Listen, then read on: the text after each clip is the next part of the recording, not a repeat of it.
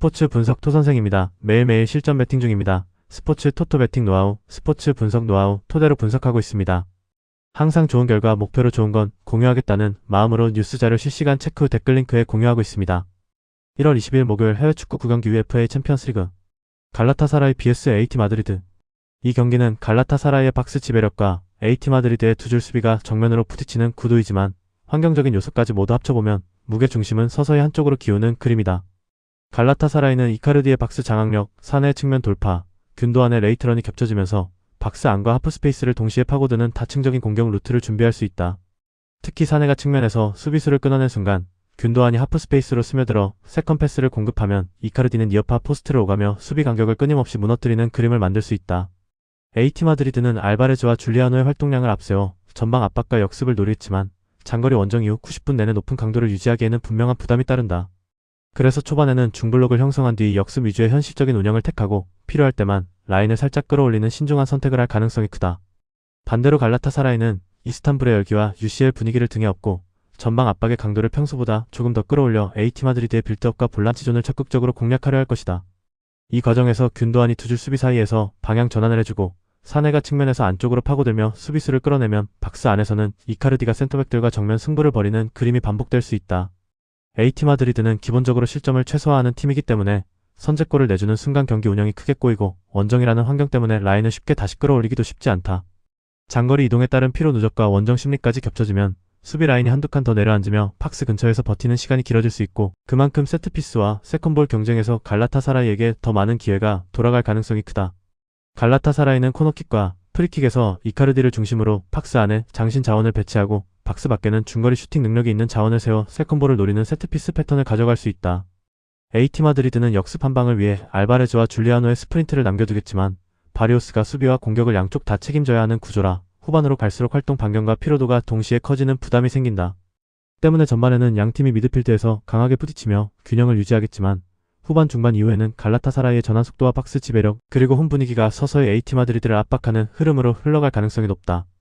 결국 이 경기는 누가 더 많은 찬스를 만드는지가 아니라 누가 환경과 리듬을 자기 쪽으로 끌어당기느냐의 싸움이고 그 지점에서 갈라타사라이는 전술 환경 심리 세 가지를 모두 등에 업고 있다. 1. 갈라타사라이는 이카르디 사네 균도안 조합을 중심으로 박스 안 마무리와 하프스페이스 공략에서 분명한 무기를 가지고 있고 이스탄불의 강한 응원과 UCL 무대라는 동기부여까지 등에 업고 있다. 반면 AT 마드리드는 장거리 이동과 원정 분위기의 압박 속에서 조직적인 투줄 수비를 유지하려 하겠지만 후반으로 갈수록 전환 속도와 세트피스 상황에서 한 번만 밀려도 흐름이 급격히 기울 수 있다. 전술, 환경, 심리 세 가지 축을 모두 더해보면 이번 경기는 갈라타사라이가 결과까지 가져가며 홈의 열기를 승점으로 연결할 가능성에 조금 더 무게를 두고 접근해 볼만하다. 승부 예측 배팅 강도 승무패 갈라타사라이 승 강추 핸디 승 추천 언더 추천 카라바흐 vs 프랑크푸르트. 이 경기는 높은 라인을 바탕으로 전방 압박을 시도하는 쪽과 그 뒷공간을 노리는 역습형 공격진의 충돌이라는 점에서 전술적 상성이 매우 뚜렷한 매치업이다. 카라바흐는 강도 높은 전방 압박과 공격적인 라인 설정을 통해 상대를 자기 진영에 묶어두려 하지만 그만큼 수비 뒷공간이 넓게 열리는 위험을 안고 들어간다. 특히 풀백까지 전진한 상태에서 공을 잃는 순간 센터백 뒤쪽과 측면 마이너스 하프스페이스 사이 넓은 공간이 동시에 노출되며 한 번에 깊숙이 파고드는 역습을 허용하기 쉬운 구조다. 프랑크푸르트 입장에서는 바로 이런 상황이 딱 기대되는 그림이다 보니 라인을 과하게 올리기보다는 미드존에서 블록을 형성하고 탈압박에 성공하는 순간 곧바로 전진 패스를 선택하는 전략이 유효하다. 도알리치는 타이밍을 읽는 능력과 순간 가속력이 좋아 카라바흐 수비 라인이 올라와 있는 순간을 정확히 포착해 뒷공간으로 파고드는 움직임을 반복할 가능성이 크다. 퍼카르트가 중앙에서 공을 지켜주거나 바오야가 미드필더 라인 사이에서 공을 받아 한 번에 방향을 전환해주는 장면이 나오면 도알리치에게 열리는 공간은 생각보다 훨씬 넓어질 수 있다. 카라바흐는 전방 압박이 성공적으로 먹혀 들어가는 구간에서는 상대를 몰아붙이며 슈팅 볼륨을 만들 수 있지만 프레싱의 강도가 살짝만 떨어져도 라인 뒷공간이 그대로 노출되는 양면성을 가지고 있다. 그래서 양팀의 초반 1520분은 카라바흐가 주도권을 잡는 듯한 흐름이 나올 수 있으나 한두 번 프레싱이 비는 구간이 생기면 오히려 프랑크푸르트 역습이 더 날카롭게 느껴질 수 있다. 프랑크푸르트는 이러한 전술적 상성을 이용해 일부러 상대를 어느 정도 끌어올린 뒤 뒤를 한 번에 찌르는 방식으로 경기 운영을 준비할 가능성이 높다. 카라바흐가 계속해서 높은 라인을 유지하고 전방 압박을 멈추지 않으려 할수록 도알리치와 퍼카르트에게는 더 넓은 공간과 더 많은 침투 타이밍이 열릴 수밖에 없다. 그리고 유럽 대항전 특성상 원정팀이라도 전술적으로 상성이 유리한 쪽이 초반 기회를 살려 선제골을 가져가면 이후에는 오히려 경기 흐름이 더 단순해지는 양상이 흔하게 나온다. 프랑크푸르트가 한 골을 앞선 상황에서는 블록을 조금 더 내리고 도알리치에게 역습을 계속 맡기는 그림으로 운영해도 카라바오의 높은 라인 구조를 충분히 흔들어줄 수 있다. 카라바오 입장에서는 전방 압박 성공률과 라인 컨트롤이 동시에 완벽해야만 실점 리스크를 줄일 수 있지만 지금과 같은 매칭에서는 그 부담이 상당히 크게 작용할 수 있다. 결국 전방 압박의 강도와 라인 뒤 공간 관리 사이의 균형을 누가 더 잘 맞추느냐가 승부의 핵심이고 그 균형이 무너지는 순간에는 프랑크푸르트 쪽이 더 날카롭게 스코어로 연결할 가능성이 높은 구도다.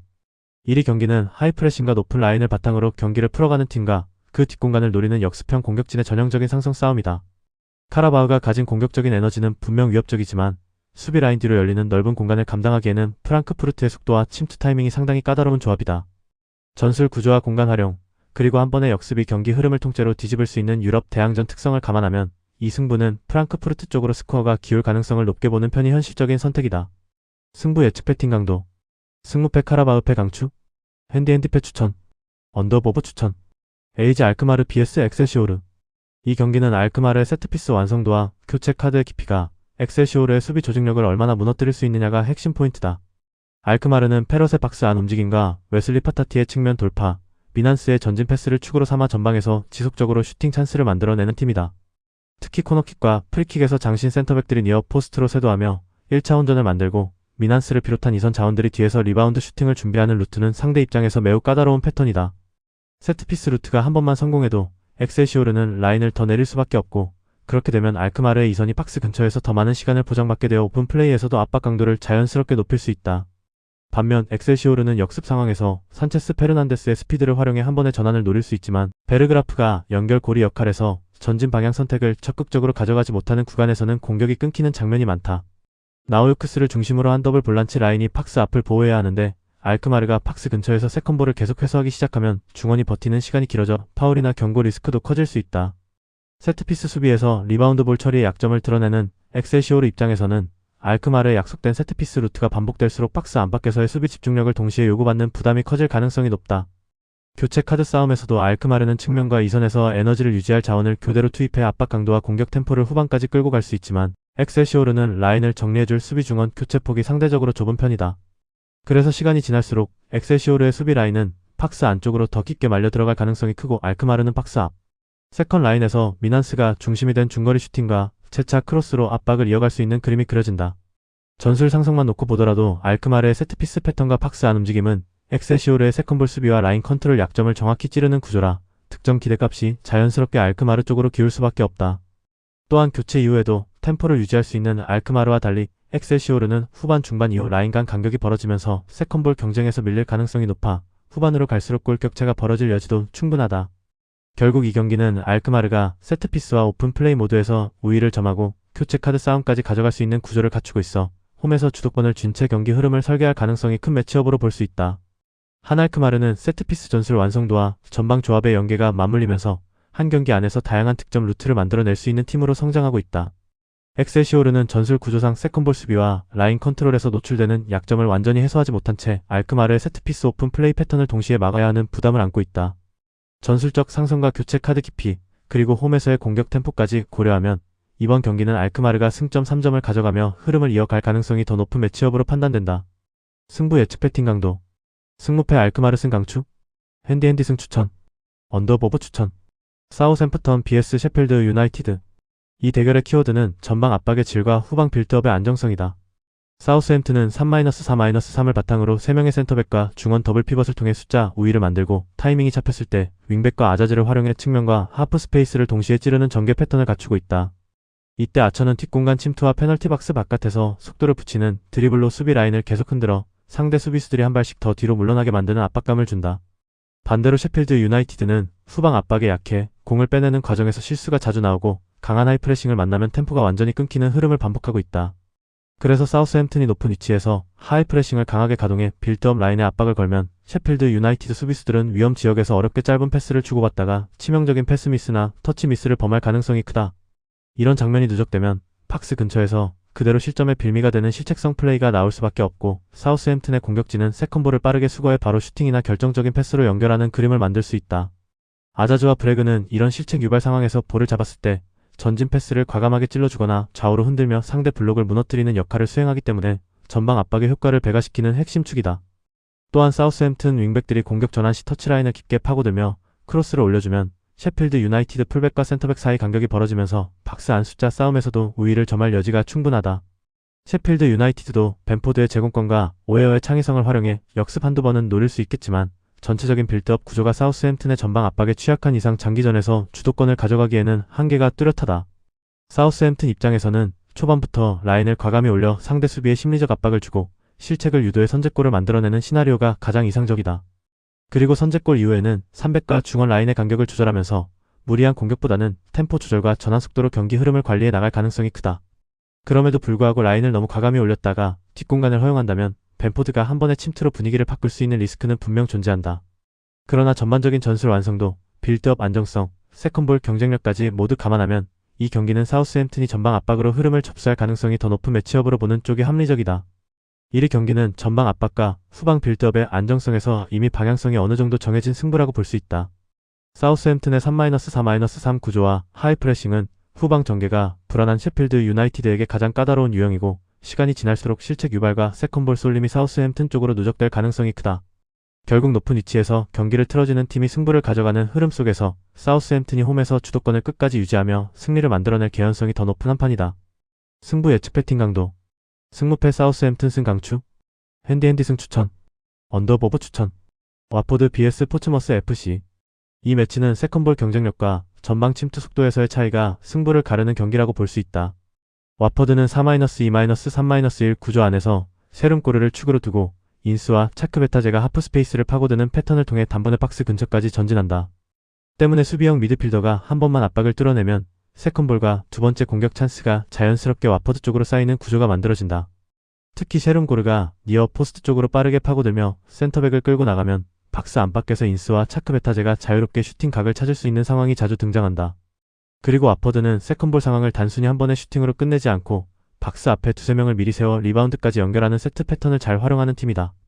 반면 포츠머스는 시즌 내내 박스 근처 세컨볼 대응과 두 번째 수비 라인에서의 집중력이 흔들리며 실점으로 직결되는 장면을 여러 차례 노출했다. 그래서 경기 시간이 지날수록 포츠머스는 더 깊게 내려앉을 수밖에 없고 이 과정에서 중원 장악력과 세컨볼 경쟁력은 더욱 떨어지는 악순환에 빠질 가능성이 크다. 와퍼드 입장에서는 후반으로 갈수록 상대 진영에서 시간을 보내며 세컨볼과 세트피스를 반복해서 가져오는 흐름을 설계할 수 있는 조건이다. 또한 인스가 안쪽으로 좁혀 들어와 슈팅과 패스를 동시에 위협하는 움직임을 보여주면 포츠머스 수비 블록은 공 쪽으로만 쏠리면서 반대편 공간 대응이 늦어질 여지가 크다. 차크베타제가 템포를 한 번에 끌어올릴 수 있는 타입이라는 점을 감안하면 후반 중반 이후에는 빠른 전환 한두 번만으로도 결정적인 찬스를 만들 수 있다. 포츠머스도 커크를 활용한 롱볼과 세게치치, 도젤의 전진 패스로 역습을 노리겠지만 팀 전체가 내려앉는 시간이 길어지면 공격 전개 루트가 단조로워질 위험이 크다. 그래도 챔피언십 특유의 빠른 템포 속에서 포츠머스가 한두 번은 위협적인 역습이나 세트피스 찬스를 잡을 수는 있겠지만 전체적인 흐름을 바꾸기에는 물량과 체력이 부족해 보인다. 결국 이 경기는 시간이 흐를수록 와퍼드의 전방 압박과 세컨볼 선점이 누적되면서 포츠머스 골문 앞에서의 슈팅 볼륨 차이가 점점 벌어지는 방향으로 흘러갈 공산이 크다. 그렇기 때문에 승부의 방향성은 와퍼드 승리 쪽으로 기울어질 가능성이 높고 경기 양상 자체는 다득점까지 열려있는 타입의 매치업으로 보는 편이 합리적이다. 이러퍼드는 세rum고르를 중심으로 인스와 차크베타제가 하프 스페이스를 유기적으로 활용하면서 탈압박 이후 곧바로 박스 근처까지 전진하는 공격 패턴을 안정적으로 구축해가고 있다. 반면 포츠머스는 시즌 누적 실점에서 드러나듯 세컨볼 대응과 박스 앞 간격 유지에 문제를 안고 있고 후반으로 갈수록 점유율과 압박 강도가 동시에 떨어지는 흐름을 반복하고 있다. 그래서 이번 경기는 홈에서 경기 템포와 세컨볼을 동시에 장악할 수 있는 와퍼드가 흐름을 주도하며 한 골차 이상의 승리로 경기 내용을 증명할 가능성이 높은 매치업으로 정리할 수 있다. 승부 예측 배팅 강도. 승무패 와퍼드 승 강추. 핸디핸디 승 추천. 언더보브 추천. 유벤투스 vs SL 벤피카. 이 경기는 단순히 공격력이 좋은 팀과 그렇지 않은 팀의 싸움이 아니라 중앙과 하프 스페이스 간격을 누가 더 잘 관리하느냐 그리고 그 틈을 누가 더 정확히 공략하느냐의 승부에 가깝다. 유벤투스는 데이비드가 최전방에서 기준점을 만들어주고 일티즈가 하프 스페이스로 파고들며 수비 라인을 끌어당기고 미레티가 라인 사이 공간을 향해 전진 패스를 찔러 넣는 패턴이 이미 정리되어 있다. 그래서 상대 중앙 간격이 벌어지는 순간 미레티와 일티즈가 동시에 라인 사이에서 공을 받으면서 박스 근처에서 수적 우위를 가져가는 장면이 자연스럽게 나온다. 반면 벤피카는 4-4-2 블록이 무너지는 지점이 바로 그 중앙 간격이다. 전진 압박을 과감하게 가져갈 때 중앙 미드필더 2명 사이가 유난히 넓어지고 그 뒤쪽 하프 스페이스에서 상대 이선이 자유롭게 볼을 받는 장면이 반복된다. 이 틈은 유벤투스가 가장 잘 활용할 수 있는 영역이다. 미레티는 수비 라인 앞에서 고개를 들고 전진 패스를 선택하는데 능숙하고 일티즈는 하프 스페이스에서 볼을 잡은 뒤 오른발 왼발 모두로 슈팅과 키패스를 선택할 수 있는 자원이기 때문이다. 벤피카 입장에서는 파블리디스를 활용한 전개로 유벤투스 수비를 밀어붙이고 싶겠지만 원정에서의 불안한 수비 집중력과 심리적인 흔들림을 감안하면 라인을 과감히 올렸다가 역으로 하프 스페이스를 허용하는 장면이 더 자주 나올 수 있다. 특히 유벤투스가 전반 초반부터 미레티와 일디즈를 통해 중앙과 하프 스페이스를 꾸준히 찌르기 시작하면 벤피카 중원은 어느 순간부터 나가서 압박을 할 것인가 아니면 뒤로 물러서서 버틸 것인가 사이에서 머뭇거릴 수밖에 없다. 한번 늦게 나갔다가 패스를 허용하는 순간 데이비드는 박스 안에서 이미 위치를 선점해 있고 윙풀백이 컷해서 크로스 각을 만들거나 일티즈가 안쪽으로 치고 들어오며 마무리 각을 만드는 장면으로 이어질 가능성이 크다. 벤피카가 이 흐름을 끊기 위해 라인을 낮추면 유벤투스는 오히려 마음 편하게 앞에서 공을 돌리며 템포를 조절할 수 있고 박스 주변에서 파울 유도와 세트피스 찬스까지 연속으로 가져갈 수 있다. 또한 벤피카의 원정 퍼포먼스는 실점 이후 회복력이 부족하다는 인상이 강해 한 골을 먼저 허용하는 순간부터 전체적인 움직임이 무거워지고 중앙 간격이 더 벌어지는 악순환이 반복될 여지가 크다. 반대로 유벤투스는 홈에서 상대가 위축되는 순간을 정확히 느끼고 수비 라인을 크게 올리지는 않더라도 중원 압박 강도를 유지하면서 경기를 자기 템포로 끌고 가는 데 능숙한 팀이다. 그렇기 때문에 이 매치는 벤피카가 원정에서 먼저 주도권을 잡기보다는 점점 중앙과 하프 스페이스를 내어주는 패턴으로 밀려나고 유벤투스가 라인 사이를 장악하면서 경기를 수월하게 풀어가는 그림이 더 자연스럽게 떠오른다. 이 유벤투스는 데이비드를 축으로 미레티와 일티즈가 라인 사이 공간을 장악하는 구조를 이미 갖춰놓았고 중앙 간격이 벌어지는 상대를 상대로는 공격 효율이 더 올라가는 팀이다. 벤피카는 파블리디스를 앞세워 한 방을 노릴 수는 있지만 원정에서 중앙 간격과 하프 스페이스 수비가 무너지는 장면이 반복되고 있다는 점에서 리스크가 크다. 결국 이 경기는 홈에서 자신들의 템포를 유지할 수 있는 유벤투스가 전술 상승과 심리적 우위를 바탕으로 승리를 가져갈 가능성이 더 높은 승부로 보는 편이 합리적이다. 승부 예측 배팅 강도. 승무패 유벤투스 승 강추. 핸디 승 추천. 언더 추천. SK 슬라비아 프라하 vs FC 바르셀로나. 이번 경기는 객관적인 레벨 차이가 상당히 크게 벌어진 상태에서 시작되는 매치업에 가깝다. 슬라비아 프라하는 3-4-1-2 구조를 바탕으로 홈에서 공격적인 모습을 보여주고 싶어 하겠지만 상대가 바르셀로나라는 점을 감안하면 라인을 과감히 올리는 선택은 곧바로 뒷공간 리스크로 이어질 수 있다. 측면 전환 타이밍이 느려터진다는 평가가 나올 정도로 사이드에서 볼을 오래 붙잡고 있다가 반대편으로 넘기는 속도가 느린 것이 구조적인 약점이다. 그래서 한쪽 윙백이 전진해 크로스를 준비하는 동안 수비적으로는 이미 상대가 라인을 정렬하고 볼 주위에 수적 우위를 만들 시간이 충분히 주어진다. 반면 바르셀로나는 단위 올모를 중심으로 짧은 패스와 빠른 방향 전환을 섞었으며 한 박자의 공격 템포를 끌어올릴 수 있는 팀이다. 올모가 중앙에서 방향 전환을 한 번만 제대로 성공시키면 라민 야말이 반대편 터치라인 근처에서 1대1 아이솔레이션 상황을 맞이하는 장면이 자연스럽게 열린다. 이 상황에서 야말은 드리블로 풀백을 돌파한 뒤 안쪽으로 감아차는 슈팅을 선택할 수도 있고 페란 토레스를 향한 낮은 크로스를 선택할 수도 있어 슬라비아 수비 입장에서는 어느 쪽을 먼저 막아야 할지 선택을 강요받게 된다. 슬라비아 프라하는 3백과 더블 볼란치로 박스 앞을 두텁게 쌓아두더라도 전환 속도에서 뒤처지는 순간마다 하프 스페이스와 반대편 측면의 공간을 내줄 가능성이 크다. 특히 바르셀로나가 박스 앞에서 패스를 돌리며 템포를 낮추다가도 특정 타이밍에만 갑자기 속도를 올려 측면과 중앙을 동시에 찌르는 패턴을 구사하기 때문에 수비 블록의 집중력이 조금만 떨어져도 실점으로 연결될 위험이 높다. 경기 시간이 지날수록 슬라비아 프라하는 수비 블록에 에너지를 쏟아야 하는 시간이 길어지고 3백과 윙백의 왕복 거리까지 더해지면서 체력 부담이 점점 커질 수밖에 없다. 반면 바르셀로나는 점유율을 바탕으로 템포를 조절할 수 있어 필요할 때만 단위 올모와 라민 야말, 페란 토레스를 중심으로 속도를 높이며 승부수를 던지는 여유가 생긴다. 이 구조에서는 한두 번 슬라비아 프라하가 역습이나 세트피스로 기회를 잡을 수는 있어도 전체적인 슈팅 볼륨과 박스 점유 시간을 놓고 보면 바르셀로나 쪽으로 수치가 쏠릴 가능성이 크다. 결국 이 경기는 얼마나 오래 버티느냐를 고민해야 하는 쪽과 언제 템포를 끌어올리느냐를 선택할 수 있는 쪽의 싸움이며 전술 상승과 전력 격차를 동시에 놓고 보면 흐름은 바르셀로나 쪽으로 기울 수밖에 없다. 1슬라비아 프라하는 3백과 윙백을 바탕으로 리그에서는 주도권을 잡는 경기 운영을 보여주지만 이번 매치업처럼 전력과 템포에서 모두 밀리는 상대로는 수비 블록 유지 자체가 가장 큰 과제가 된다. 반면 바르셀로나는 단위 올모의 방향 전환과 라민 야말, 페란 토레스의 침투를 중심으로 필요할 때마다 템포를 올리며 박스 안 위협을 끌어올릴 수 있는 카드가 충분하다. 종합적으로 보면 이 경기는 슬라비아 프라하가 90분 내내 버티기만 하기에는 요구되는 수준이 너무 높고 결국 바르셀로나가 전술 디테일과 개인 기량 차이를 앞세워 승리를 가져갈 가능성이 더 높은 승부다. 승부 예측 배팅 강도. 승무패 슬라비아 프라하패 강추. 핸디패 추천. 언더버브 추천. 올림피크 마르세유 vs 리버풀 FC. 이 경기는 3백과 4백 그리고 측면, 윙백과 하프 스페이스 침투 자원 간의 구조 싸움이라는 점에서 전술적 상승이 매우 뚜렷한 매치업이다. 마르세유는 박스 근처에서의 마무리한 방과 오바메양 그린우드의 개인 능력에 기대어 승부를 보려 하겠지만 팩3와 윙백 사이 공간을 얼마나 버텨낼 수 있을지가 핵심 과제로 떠오른다.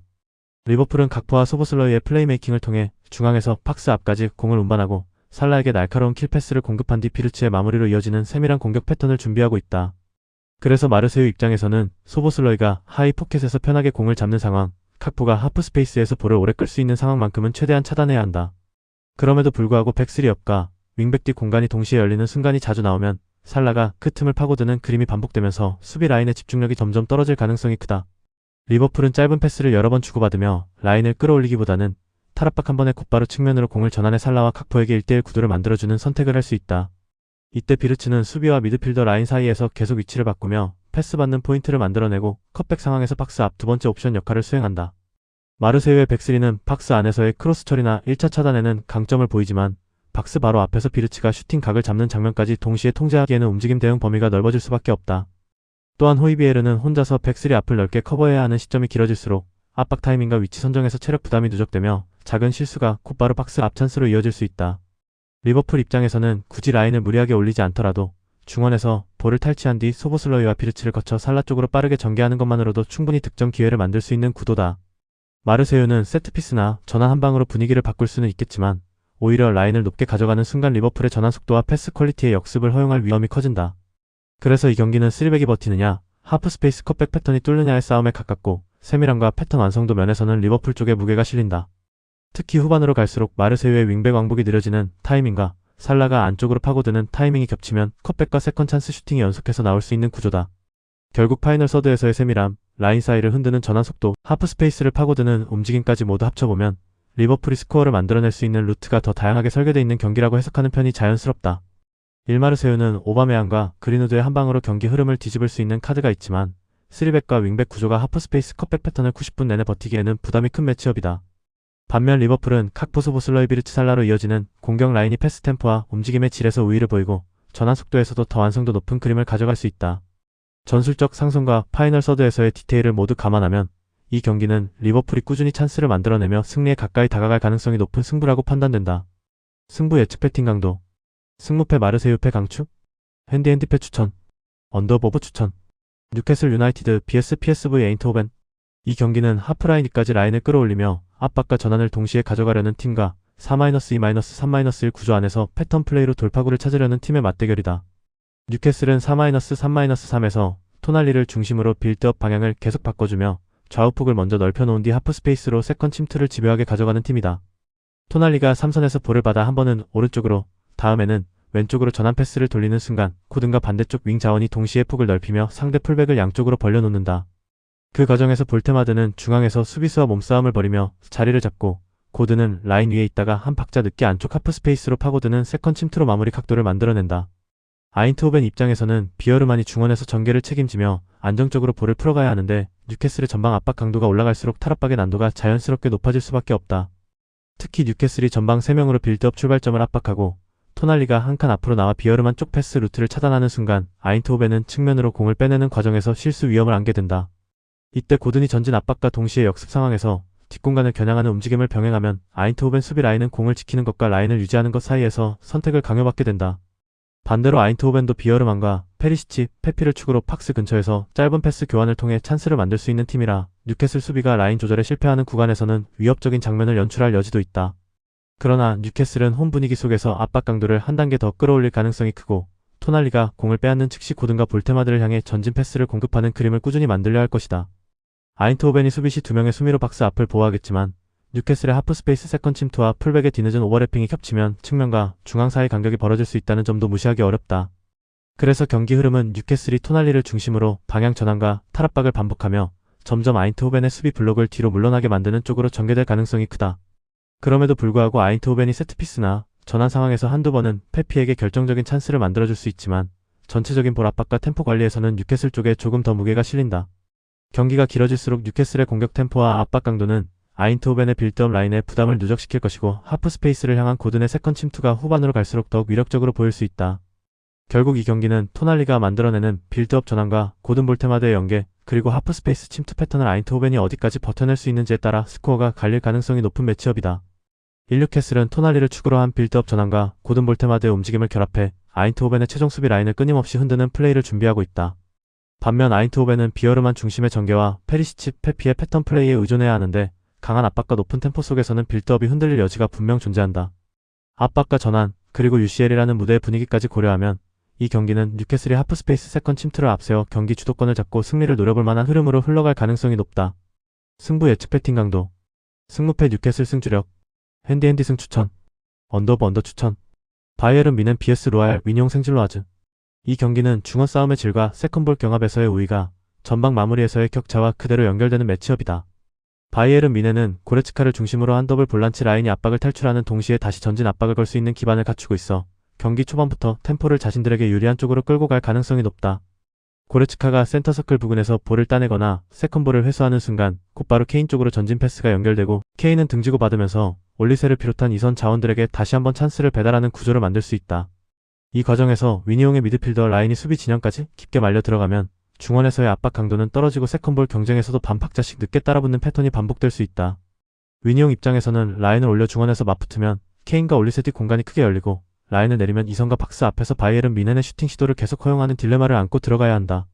특히 객관적인 전력 차이와 경기 전 분위기를 고려하면 위니용 선수들은 초반부터 실점을 두려워하는 방향으로 심리가 기울며 소극적인 선택을 할 가능성이 크다.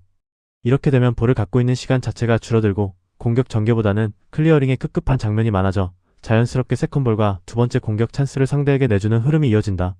바이에른 미넨은 이러한 구조를 알고 있다는 전제하에 고레츠카와 다른 중원 자원들이 적극적으로 전진해 세컨볼을 선점하고 케인의 연계와 올리세의 침투를 반복 사용하면서 상대 수비 블록을 점점 더 깊숙이 몰아넣을 가능성이 높다. 시간이 지날수록 위니용의 수비 라인은 박스 안쪽으로 더 말려 들어가고 중원 라인은 뒤와 앞 사이에서 끊임없이 쫓아다녀야 하는 상황에 놓이면서 체력과 집중력이 함께 떨어질 위험이 커진다. 그럼에도 불구하고 역습 한두 번에서 플로르즈나 데이비드가 뒷공간을 노려볼 수는 있겠지만 전후반 전체를 놓고 보면 바이에른 미넨의 볼 점유와 박스 점유 시간이 훨씬 길어질 전망이다. 결국 이 경기는 중원에서 압박을 이겨내고 세컨볼을 선점하는 쪽이 누구냐, 그리고 그 공을 전방에서 얼마나 효율적으로 마무리하느냐가 핵심인데 이 두 부분 모두 바이에른 미넨이 우위를 점할 가능성이 더 크다. 일바이에른 미넨은 고레츠카가 이끄는 중원 장악력과 케인의 연계, 올리세의 날카로운 침투가 한데 모여 전방에서 꾸준히 찬스를 생산할 수 있는 팀이다. 반면 위니용은 객관적인 전력 차이와 심리적 압박 속에서 라인을 올리기도 어렵고 그렇다고 완전히 내려앉아 버티기만 하기에도 리스크가 큰 애매한 상황에 놓여 있다. 중원에서의 힘싸움과 전방 마무리의 완성도를 모두 감안하면 이 경기는 바이에른 미넨이 점유와 찬스 퀄리티에서 앞서며 승리를 가져갈 가능성이 높은 그림이다. 승부 예측 배팅 강도, 승무패 바이에른 미넨 승 강추, 핸디핸디 승 추천, 언더보브 추천, 스토크 시티 vs 미들즈브러 FC. 이 경기는 단순한 공격력 비교가 아니라 전진 압박의 리스크를 얼마나 잘 관리하느냐와 전환 속도를 누가 더 효율적으로 활용하느냐의 싸움에 가깝다. 스토크시티는 4-2-3-1 구조 속에서 베주노를 중심으로 전개 템포를 조절하면서 마누프와 보제닉의 움직임을 이용해 미들즈브러의 전진 압박 뒤에 생기는 공간을 정조준할 수 있는 팀이다. 마누프는 측면에서 공을 잡는 순간 안쪽으로 파고들며 수비수의 시선을 한 번에 끌어당기고 그 틈에 베주노가 하프스페이스에서 공을 받아 전진 패스를 선택하는 그림을 만들어낼 수 있다. 특히 미들즈브러가 전진 압박을 걸기 위해 양쪽 풀백까지 높게 끌어올리면 스토크시티 입장에서는 마누프와 베주노가 동시에 뒷공간을 향해 침투 타이밍을 잡을 수 있는 이상적인 상황이 만들어진다. 이때 보제닉이 수비 라인 앞에서 볼을 받아 등지는 움직임을 가져가면 수비수들은 전진과 커버 사이에서 선택을 강요당하고 그 순간 뒤가 열리면서 결정적인 찬스가 열릴 수 있다.